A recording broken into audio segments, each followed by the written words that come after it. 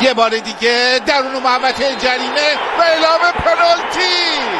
باز هم استقلال، باز هم گلگهر، باز هم پنالتی، باز هم این جریه در هم امیر قلعه‌نویی. بلند به روی دروازه رو سر آرمان رمضانی، حالا فرصت برای جعفر سلمانی، حالا بلانکو و توی دروازه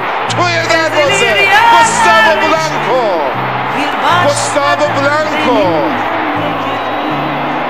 همه با همه. یه بار دیگه ببینید چی شد. بلانکو چه ضربه‌ای زد، یعنی در کلاس بالاتر از آسیا زد، سرزد روپا زیر تاق دروازه.